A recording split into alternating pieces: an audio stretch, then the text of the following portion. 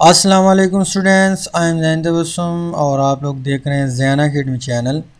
तो आज की इस वीडियो में हम चैप्टर नंबर 5 जो है जिसका नाम है स्टेट ऑफ मैटर लिक्विड, इसके जो एमसीक्यूज़ है, जो एक्सरसाइज में एमसीक्यूज़ प्रेजेंट है, उसके ऊपर हम बहस करेंगे और उसको डिस्कस करेंगे।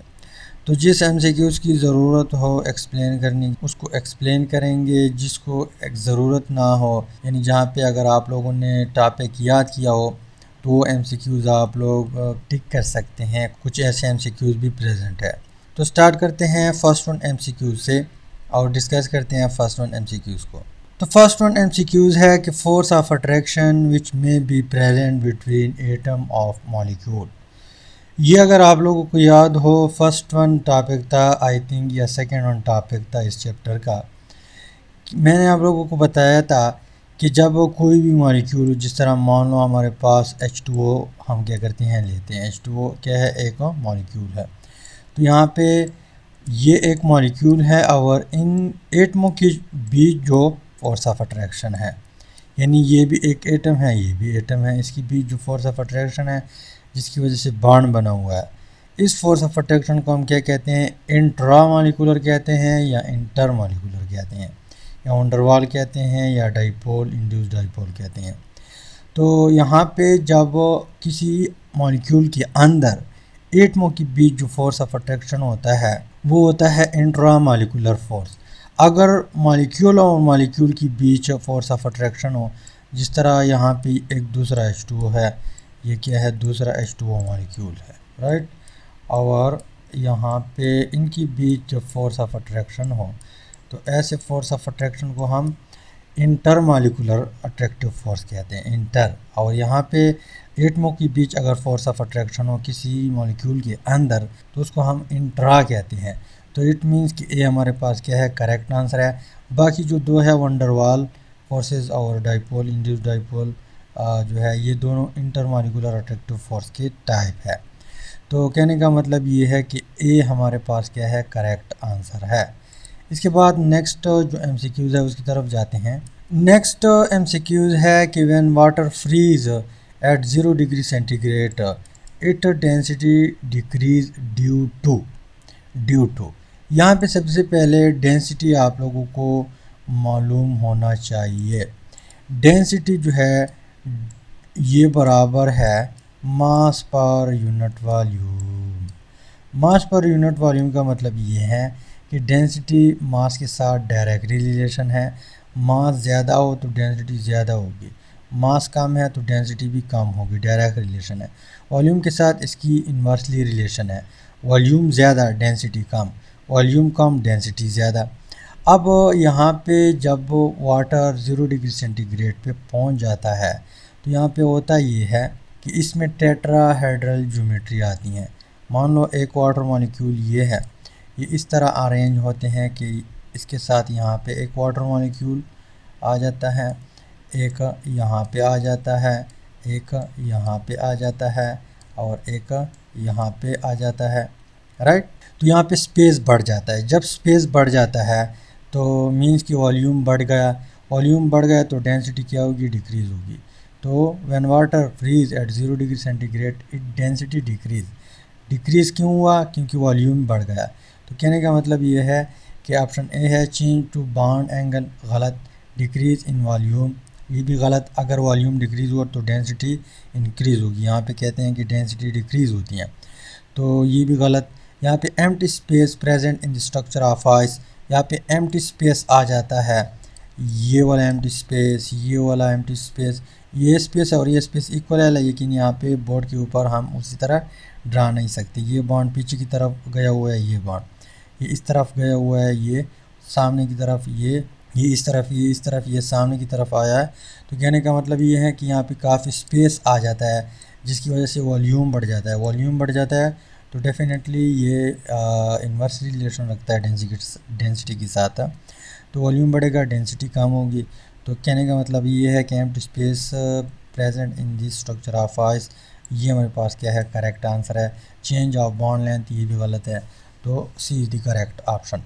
इसके बाद हम जाते हैं नेक्स्ट एमसीक्यूज़ की तरफ। नेक्स्ट एमसीक्यूज है कि London dispersion force are only force present among which of the following. London dispersion वो फोर्स है जो कि यहाँ पे एक में से प्रेजेंट है। तो एक में से किन में से प्रेजेंट है, यहाँ पे पहला ऑप्शन है हमारे पास polar molecule of water at room temperature. तो जितने भी पोलर मॉलिक्यूल होंगे उसमें लंदन डिस्पर्जन फोर्स नहीं होता। London dispersion force non polar molecule के बीच होता है, जहाँ पे डाइपोल इंड्यूस डाइपोल बनते हैं नॉन पोलर के बीच, और उसकी रिजल्ट में जो फोर्स बनता है उसको हम लंदन डिस्पर्जन फोर्स कहते हैं। तो वाटर बिल्कुल नहीं है, क्योंकि वाटर में हाइड्रोजन बॉन्डिंग भी है और पोलर भी है। इस तरह HF जो है ये भी पोलर मॉलिक्यूल है। क्लोरीन की इलेक्ट्रोनेगेटिविटी काफ़ी ज़्यादा है, हाइड्रोजन की कम है, तो पोलर, और यहाँ पर भी हाइड्रोजन बॉन्डिंग है। इस तरह हाइड्रोजन क्लोराइड जो है, यहाँ पे HCl की बात की है, HCl भी पोलर मॉलिक्यूल है। तो ये ऑप्शन ए, ऑप्शन बी और ऑप्शन डी, ये सारे कौन से मॉलिक्यूल है, पोलर मॉलिक्यूल है। तो इट मीन्स कि ये भी गलत है, करेक्ट ऑप्शन नहीं है, ये भी नहीं है और ये भी नहीं है। यहाँ पे molecule of solid iodine eight room temperature, iodine अगर आप लोग देख ले, आयोडीन मॉलिक्यूल I2 में दो आयोडीन एटम प्रेजेंट है, एक IA और ये बॉन्डेड है कोवेलेंटली दूसरी I के साथ, यानी आयोडीन के साथ। अब दोनों सेम एटम है, इट मीन्स कि इसकी जो इलेक्ट्रोनेगेटिविटी है वो सेम है। तो इट मीन्स कि ये नॉन पोलर है। नॉन पोलर है तो यहाँ पे इंड्यूस डाइपोल बनेंगे, और इंड्यूस डाइपोल की रिज़ल्ट में जो बॉन्ड बनेगा उसको हम लंदन डिस्पर्जन फोर्स कहते हैं। तो इट मीन्स कि हमारे पास सी जो है ये करेक्ट ऑप्शन है। इसके बाद नेक्स्ट MCQs है उसकी तरफ हम जाते हैं। नेक्स्ट MCQs कुछ इस तरह है कि molar heat of vaporisation of water, यानी जब हम वाटर किसी बीकर में लेते हैं और उसको हीट देते हैं और वो वेपर में कन्वर्ट हो जाते हैं। ये आप लोग देख सकते हैं पिछले चैप्टर में हमने इसको ऑलरेडी डिस्कस किया हुआ है, वहाँ पर इसकी जो यूनिट थी वो भी डिस्कस की हैं। लेकिन अगर ये टॉपिक आप लोगों को याद हो तो इस तरह MCQs आप लोग टिक कर सकते हैं, अदरवाइज़ आप लोग इसको गलत भी कर सकते हैं। क्योंकि यहाँ पे अगर आप लोग देख लिए 40.7, 40.7, 40.7, 40.7, ये चीज़ सब में कॉमन है। तो इट मीन्स कि वैल्यू तो इतनी है, लेकिन यूनिट जो है किलो जूल पर मोल है, या यहाँ पे जूल पर मोल है, या कैलोरी पर मोल है, या किलो कैलोरी पर मोल है। अब ये ऑप्शन तो नहीं है, क्यों? क्योंकि अगर आप लोगों को थोड़ा बहुत याद हो, वहाँ पे जूल मोल का जिक्र था, क्या था, जूल मोल में यूनिट प्रेजेंट थी। ये दो ऑप्शन नहीं है, ना कैलोरी और ना किलो कैलोरी पर मोल। इसके अलावा यहाँ पे इन दो में से अगर आप लोग कंफ्यूज हो तो हमारे पास मोलर हीट ऑफ वेपोराइजेशन जो था उसकी जो यूनिट थी वो किलो जूल पर मोल में थी। तो 40.7 किलो जूल पर मोल हमारे पास क्या है, ये हमारे पास करेक्ट ऑप्शन है। ये इस तरह क्वेश्चन है कि ये याद करेंगे तब आप लोग टिक कर सकते हैं, वरना ये आप लोग गलत भी कर सकते हैं अगर आप लोगों को यूनिट याद ना हो। इसके बाद जो नेक्स्ट वन MCQs आता है वो भी सेम टू सेम इसी तरह है कि उसको भी आप रट्टा करेंगे तब आप लोगों को याद होगा। तो नेक्स्ट MCQ जो है the SI unit of viscosity is. अब विस्कोसिटी टॉपिक में उसकी SI यूनिट हम डिस्कस कर चुके थे। तो अगर आप लोगों को वो याद हो तो आप लोग इसको ठीक कर सकते हैं, लेकिन हमारे कोर्स में है भी नहीं। ये जो यहाँ पे यूनिट है हमारे कोर्स में प्रेजेंट नहीं है बुक में, लेकिन मैंने वहाँ पे वीडियो में बताया था। तो फर्स्ट वन यहाँ पे दिया हुआ है कि kg metre inverse second, metre inverse second ये यूनिट है, या kg मीटर सेकेंड इनवर्स, या kg मीटर सेकेंड, या kg metre inverse second inverse. Inverse का मतलब ये है कि kg पर मोल पर सेकेंड। इस तरह kg यहाँ पे पर मोल नहीं है, kg मीटर सेकेंड, यहाँ पे kg मीटर पर सेकेंड, यहाँ पे kg पर मीटर सेकेंड। इस तरह ये यूनिट है, लेकिन वो जो पर ऑप्शन है या जो डिवाइड साइन है उसको हम हटा के यहाँ पे इन्वर्स करते हैं, साइन उल्टा करते हैं। तो डी हमारे पास क्या है, करेक्ट आंसर है। इसको भी आप याद रखेंगे, याद ज़रूर करें क्योंकि शायद MCQs में आ जाए। तो विस्कोसिटी की यूनिट क्या है कि अगर 1 किलोग्राम एक लिक्विड हो और वो 1 सेकंड में 1 मीटर बहता है तो ये इसकी SI यूनिट है। 1 सेकंड में 1 मीटर बहता है, कितना हो 1 kg वो, तो ये हमारे पास क्या है विस्कोसिटी की यूनिट है। तो डी हमारे पास क्या है करेक्ट ऑप्शन है। इसके बाद हम जाते हैं जो अनदर वन हमारे पास MCQs है हमारे कोर्स में। नेक्स्ट MCQs जो है वो कुछ इस तरह है कि liquid gets the shape of the container. कहने का मतलब ये है कि लिक्विड हम किसी भी कंटेनर में जब डालते हैं तो वो उसका शेप इख्तियार करता है। जैसे गिलास में डाला तो गिलास की तरह, यहाँ पे जग में डाला तो जग की तरह, बाल्टी में डाला तो बाल्टी की तरह। इसके अलावा किसी तरह भी बीकर हो उसमें जब आप डालते हैं तो वो उस बीकर का शेप इख्तियार करते हैं। इसके पीछे वजह क्या है, यहाँ पे रीज़न दिया हुआ है कि लिक्विड इज़ इनकम्प्रेसिबल। लिक्विड को हम कंप्रेस नहीं कर सकते, तो कंप्रेस नहीं कर सकते लेकिन ये गलत है।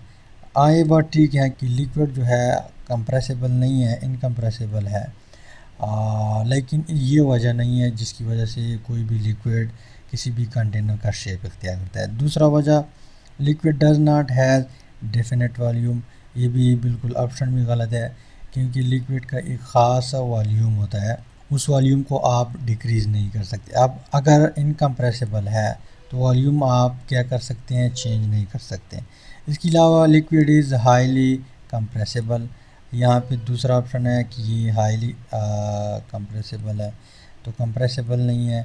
इसके अलावा अनदर वन रीज़न जो है, लिक्विड मॉलिक्यूल कैन स्लाइड और ईच अदर। यहाँ पे एक मॉलिक्यूल है किसी भी लिक्विड का, ये एक दूसरा मॉलिक्यूल है, यहाँ पे तीसरा है, यहाँ पे चौथा है, यहाँ पे पांचवा है।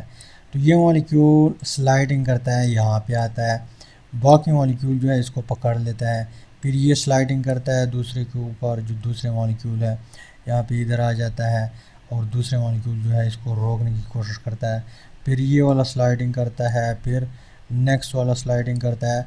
तो इस स्लाइडिंग की वजह से वाटर जो है किसी भी कंटेनर में जब आप डालते हैं तो उस कंटेनर का शेप इख्तियार करता है। तो इट मीन्स कि डी हमारे पास क्या है, करेक्ट आंसर है। नेक्स्ट MCQs की तरफ जाते हैं। नेक्स्ट MCQs है कि hydrogen bonding is not involve in. Hydrogen bonding in 4 option में से किस में से इन्वॉल्व नहीं है। DNA स्ट्रक्चर अगर हम देख ले, DNA स्ट्रक्चर कुछ इस तरह होता है। तो यहाँ पे बीच बीच में न्यूक्लियोटाइड होते हैं और न्यूक्लियोटाइड के बीच क्या होता है, हाइड्रोजन बॉन्डिंग प्रेजेंट होता है। इट मीन कि DNA में हाइड्रोजन बॉन्डिंग प्रेजेंट है। तो ये ऑप्शन हमारे हिसाब से गलत है, यानी कहने का मतलब ये है कि ये ऑप्शन गया। इसके अलावा liquid property of water, H2O में अगर आप लोग देख ले, यहाँ पे एक H2O मॉलिक्यूल H2O जो है, यहाँ पे अगर आप लोग देख लिया hydrogen high electronegative atom, small atom है, तो यहाँ पे partial negative charge, partial positive charge. यहाँ पे दूसरा भी इसी तरह H2O मॉलिक्यूल होगा। तो यहाँ पे मैं क्या करता हूँ, यहाँ पे ऑक्सीजन करता हूँ, यहाँ पे हाइड्रोजन, यहाँ पे हाइड्रोजन। अब यहाँ पर भी यही केस है, पार्शल नेगेटिव, तो इसके बीच भी हाइड्रोजन बॉन्डिंग प्रेजेंट है। इसके अलावा लिक्विड HF जो है, HF के बीच भी क्या प्रेजेंट है, हाइड्रोजन बॉन्डिंग प्रेजेंट है, क्योंकि F जो है स्मॉल एटम है, हाई इलेक्ट्रोनेगेटिव एटम है। तो ये कुछ शर्त है हाइड्रोजन बॉन्डिंग के लिए, अगर आप लोगों को याद हो। इसके अलावा यहाँ पे पार्शल पॉजिटिव चार्ज, अब दूसरा मॉलिक्यूल भी इसी तरह होगा।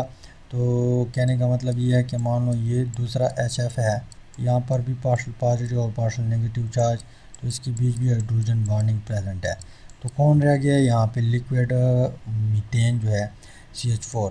CH4 में यहाँ पे बिल्कुल पोलैरिटी भी नहीं है, ये नॉन पोलर है, क्योंकि हाइड्रोजन और कार्बन की जो इलेक्ट्रोनेगेटिविटी है वो तकरीबन बराबर तो नहीं है, लेकिन थोड़ा बहुत फ़र्क है इसमें। तो इतना ज़्यादा नहीं है कि ये बॉन्ड पोलर हो जाए, तो इट मीन्स कि यहाँ पे ये पोलर नहीं है। अगर पोलर नहीं है तो यहाँ पे हाइड्रोजन बॉन्डिंग भी नहीं बनेगा। तो इट मीन्स कि डी हमारे पास क्या है, करेक्ट आंसर है। नेक्स्ट MCQs की तरफ जाते हैं। नेक्स्ट एमसीक्यूज है कि which one is incorrect for evaporation. First one option है सरफेस फिनोमेना। कहने का मतलब ये है कि अगर हम इवेपोरेशन देख ले, इवेपोरेशन मान लो हमारे पास एक बीकर है या कोई भी जहाँ पर भी एक लिक्विड पड़ा हुआ है, उस लिक्विड में जो सरफेस वाली मॉलिक्यूल है वो इवेपोरेट हो जाते हैं। इवेपोरेट हो जाती हैं तो इट मीन्स यहाँ पे ये सरफेस के ऊपर हो रहा है, तो ये हमारे पास इनकरेक्ट नहीं है, करेक्ट ऑप्शन है, मतलब सरफेस फिनोमेना तो है। इसके अलावा कंटिन्यूसली वो इवेपोरेट हो जाते हैं, ये ऑप्शन भी क्या है, ठीक है, और यहाँ पे इनकरेक्ट नहीं है ये ऑप्शन भी। इसके अलावा एक्सोथर्मिक प्रोसेस है। कहने का मतलब ये है कि जब इवेपोरेशन होता है तो साथ साथ यहाँ पे हीट भी प्रोड्यूस होता है। हीट प्रोड्यूस नहीं होता, ये एक्सटर्नल इन्वायरमेंट से हीट गेन कर लेता है, तब यहाँ पे जो मॉलिक्यूल है उसकी काइनेटिक एनर्जी ज़्यादा होगी, वो टॉप पे आएंगे और फिर वो इवेपोरेट होंगे। तो एक्सोथर्मिक प्रोसेस नहीं है। एक्सोथर्मिक प्रोसेस वो होता है कि अगर यहाँ पे मान लो इवेपोरेशन होता था और साथ साथ ये हमें हीट भी देता था, तब एक्सोथर्मिक प्रोसेस होता था। लेकिन यहाँ पे हम हीट देते हैं या ये जो सिस्टम है ये एक्सटर्नल इन्वायरमेंट से हीट गेन करके कुछ मॉलिक्यूल की एनर्जी काफ़ी ज़्यादा हो जाती है, वो सरफेस पे आ जाते हैं और वो इवेपोरेशन स्टार्ट करता है, तो इट मीन्स कि एक्सोथर्मिक नहीं है। तो ये इसके लिहाज से क्या है, करेक्ट ऑप्शन है। इसके अलावा काजिंग कूलिंग, ये कूलिंग भी काज करता है, तो ये भी ठीक ऑप्शन है। तो ये ठीक ऑप्शन जो है ये हमारे पास गलत ऑप्शन है और ये इनकरेक्ट ऑप्शन है इवेपोरेशन के लिहाज से, तो इट मीन्स किसी हमारे पास क्या है, करेक्ट ऑप्शन है। नेक्स्ट एमसीक्यूज़ की तरफ जाते हैं। नेक्स्ट एमसीक्यूज़ है कि exceptionally low acidic strength of HF is due to. कहने का मतलब ये है कि HF जो है इसकी जो एसिडिटी है वो काफ़ी लो है अगर हम कंपेयर करें इसकी जो ग्रुप के मेंबर है उसके साथ, यानी आयोडीन, क्लोरीन, ब्रोमीन। यानी कहने का मतलब ये है कि HI है या HBr है या HCl है और यहाँ पे फर्स्ट वन HF है, इसके साथ अगर हम कंपेयर कर ले तो इसकी एसिडिटी काफ़ी कम है। एसिडिटी क्यों कम है? अच्छा, एसिडिटी क्या है कि जब कि कोई भी स्पीशी या कोई भी सब्सटेंस जब वाटर में हाइड्रोजन आयन हमें दे दे, वो हमारे पास क्या है, एसिड है। तो यहाँ पे जो जल्दी देता है वो स्ट्रॉन्ग एसिड होगा, जो जल्दी नहीं देगा वो स्ट्रॉन्ग एसिड नहीं होगा, लो एसिड होगा। तो यहाँ पे HF लो एसिड है, किसकी वजह से लो है? यहाँ पे स्ट्रॉन्ग पोलर बॉन्ड है, स्मॉल साइज ऑफ फ्लोरीन है, या स्ट्रॉन्ग हाइड्रोजन बॉन्डिंग है, या वंडरवाल फोर्सेस है, वंडरवाल फोर्सेस। यहाँ पे आपके पास क्या है, करेक्ट ऑप्शन है कि स्ट्रॉन्ग हाइड्रोजन बॉन्डिंग है। स्ट्रॉन्ग हाइड्रोजन बॉन्डिंग की वजह से यहाँ पे जो हाइड्रोजन है वो टाइटली पैकेट होता है दो फ्लोरीन के बीच। जैसा कि हमारे पास ये है हाइड्रोजन और ये है फ्लोरीन, यहाँ पे इसके बीच कोवेलेंटली बॉन्ड है, partial negative charge, partial positive charge. इसी तरह एक दूसरा मॉलिक्यूल भी होगा, यहाँ पे हमारे पास हाइड्रोजन होगा, यहाँ पे हमारे पास क्या होगा, फ्लोरीन होगा। इसके ऊपर भी पार्शियल नेगेटिव चार्ज और इसके ऊपर पार्शियल पॉजिटिव चार्ज। अब इनकी बीच बनाया हाइड्रोजन बॉन्डिंग। इस तरह एक और मॉलिक्यूल होगा, यहाँ पर भी हाइड्रोजन बॉन्डिंग होगा और जाते जाए हाइड्रोजन बॉन्डिंग, यानी फ्लोरीन और हाइड्रोजन के बीच हाइड्रोजन बॉन्डिंग होगा। अब एक साइड से हाइड्रोजन बॉन्डिंग प्रेजेंट है, दूसरे साइड से कोवेलेंट बॉन्ड प्रेजेंट है, यानी हाइड्रोजन स्ट्रांगली बॉन्डेड है दो बॉन्ड के बीच। एक तरफ कोवेलेंट बॉन्ड है, दूसरी तरफ हाइड्रोजन बॉन्डिंग है, दो फ्लोरीन ने घेर रखा हुआ है, तो ये आसानी के साथ रिलीज़ नहीं होता वाटर में। जब आसानी के साथ रिलीज़ नहीं होगा तो ये लो एसिड होगा, ज़ाहिर सी बात है क्या होगा, लो एसिड होगा। तो हाइड्रोजन बॉन्डिंग की वजह से हमारे पास HF जो है इसकी एसिडिटी क्या है, कम है as compare to other member of this group. तो जाते हैं नेक्स्ट MCQs की तरफ। तो नेक्स्ट MCQs है कि distillation under very reduce pressure is vacuum distillation, steam distillation, destructive distillation या फ्रैक्शनल डिस्टिलेशन। तो कहने का मतलब ये है कि कोई भी एरिया है उसमें हम प्रेशर क्या करते हैं, रिड्यूस करते हैं किसी पंप के ज़रिए या किसी चीज़ के ज़रिए। तो यहाँ पे जब एयर कम हो या हवा की प्रेशर कम हो या प्रेशर कम हो तो उस एरिया को हम वैक्यूम कहते हैं। तो कहने का मतलब ये है कि ए हमारे पास क्या है, करेक्ट ऑप्शन है। जब एयर प्रेशर या प्रेशर कम हो तो वहाँ पे वैक्यूम होता है, और जहाँ पे डिस्टिलेशन हो और वैक्यूम भी और प्रेशर भी कम हो तो वहाँ पे वैक्यूम डिस्टिलेशन हम इसको कहते हैं। नेक्स्ट जो MCQs है उसकी तरफ हम जाते हैं। नेक्स्ट MCQs है कि which one of the following is more temperature, sorry यहाँ पे M है, यहाँ पे मुझे जल्दी है, यहाँ पे लैपटॉप में चार्जिंग ख़त्म है। तो टेम्परेचर सेंसिटिव, कौन इनमें से ज़्यादा टेम्परेचर के लिए सेंसिटिव है? Ionic crystal, solid crystal, liquid crystal और मॉलिक्यूलर क्रिस्टल। तो कल जो प्रीवियस वीडियो है उसमें हमने डिस्कस किया कि लिक्विड क्रिस्टल जो है टेम्परेचर के साथ ही बहुत सेंसिटिव है। जैसे टेम्परेचर थोड़ा बहुत इंक्रीज़ या डिक्रीज़ होता है तो इसका कलर भी चेंज होता है। तो इट मीन्स कि सी हमारे पास क्या है, करेक्ट आंसर है।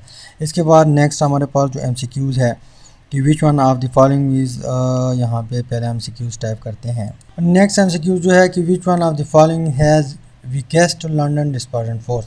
इनमें से किसके पास लंदन फोर्स जो है वो वीक है? सारे नॉन पोलर मॉलिक्यूल है, सारे नॉन पोलर मॉलिक्यूल है, हेलोजेंस है, लेकिन इनमें से किसके पास जो लंदन डिस्पर्जन फोर्स है वो वीक है? तो यहाँ पे हम जब डाउन द ग्रुप जाते हैं तो साइज़ इंक्रीज़ होता है। साइज़ इंक्रीज़ होगा तो इंड्यूस डाइपोल इजीली क्रिएट होंगे तो वहाँ पे लंदन डिस्पर्जन फोर्स क्या होगा, स्ट्रांग होगा। तो आयोडीन का साइज़ सबसे ज़्यादा है तो इट मीन्स कि लंदन डिस्पर्जन फोर्स यहाँ पे ज़्यादा है, फिर इसमें ज़्यादा है, फिर इसमें ज़्यादा है, और वीक में किस में से है, F2 में से, क्योंकि इसका साइज़ काफ़ी स्मॉल है। जैसे इंड्यूस डाइपोल बनते हैं फ़ौरन डिस्टर्ब हो जाते हैं, तो यहाँ पे जो लंदन डिस्पर्जन फोर्स बनेगा वो काफ़ी वीक होगा। तो इट मीन कि ये सारे क्या है, ऑप्शन गलत है, और ये हमारे पास क्या है, करेक्ट ऑप्शन है। जाते हैं नेक्स्ट MCQs की तरफ। लास्ट वन MCQs है कि what is the boiling point of water at a mountain. पहाड़ों के ऊपर पानी का बॉइलिंग पॉइंट कितना होगा? सी लेवल पे वाटर का बॉइलिंग पॉइंट 100 डिग्री सेंटीग्रेड होता है, लेकिन पहाड़ एरिया में कितना होगा? तो यहाँ पे जो बॉइलिंग पॉइंट है ऑफ वाटर ये डिपेंड करता है एटमॉस्फेरिक प्रेशर पे। अगर एटमॉस्फेरिक प्रेशर ज़्यादा हो तो बॉइलिंग पॉइंट भी ज़्यादा होगा, एटमॉस्फेरिक प्रेशर कम तो बॉइलिंग पॉइंट भी कम होगा। तो ऑप्शन ए है, इट इज़ 100 डिग्री सेंटीग्रेड। ये बिल्कुल गलत है, क्योंकि ये सी लेवल पे है। अगर सी लेवल पे एटमॉस्फेरिक प्रेशर 180 m है तो तब यहाँ पे वाटर का जो बॉइलिंग पॉइंट है वो 100 डिग्री सेंटीग्रेड होगा। इसके अलावा यहाँ पे it is less than 100 since the atmospheric pressure is greater. कहते हैं कि ऑप्शन बी ये कहता है कि ये इसका जो बॉइलिंग पॉइंट है पहाड़ों में वो 100 से कम है, लेकिन इस वजह से कम है कि वहाँ पे एटमॉस्फेरिक प्रेशर ज़्यादा होता है। तो पहाड़ों में एटमॉस्फेरिक प्रेशर कम है, तो इट मीन्स कि यहाँ पे ये फ़िक्रा गलत है, तो ये ऑप्शन भी हमारे पास गलत। इसके अलावा it is greater than 100 degree centigrade since the atmospheric pressure is greater.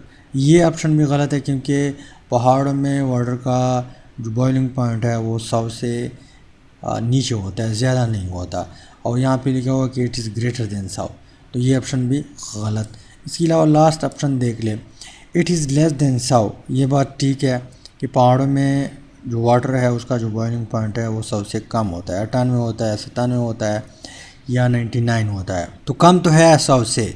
लेकिन यहाँ वहाँ पे क्यों कम होता है? Since the atmospheric pressure is less, यानी एटमॉस्फेरिक प्रेशर वहाँ पे कम होता है, इसी वजह से माउंटेन एरिया में जो वाटर का बॉइलिंग पॉइंट है वो 100 से कम होता है। तो डी हमारे पास क्या है, करेक्ट आंसर है। तो यहाँ पे हम अपनी वीडियो को क्लोज़ करते हैं। इस वीडियो से हमारा जो 5th वन चैप्टर है स्टेट ऑफ मैटर लिक्विड वो ख़त्म हो जाता है। इंशाल्लाह आप लोग बताएं कि मैं नेक्स्ट चैप्टर जो है FEC का जो पार्ट 2 है यानी सेकेंड ईयर का स्टार्ट कर दूँ या सॉलिड स्टार्ट कर दूँ, ये आप लोगों ने कमेंट बॉक्स में ज़रूर बताना है। तो मिलते हैं नेक्स्ट वीडियो में। अल्लाह हाफ़िज़।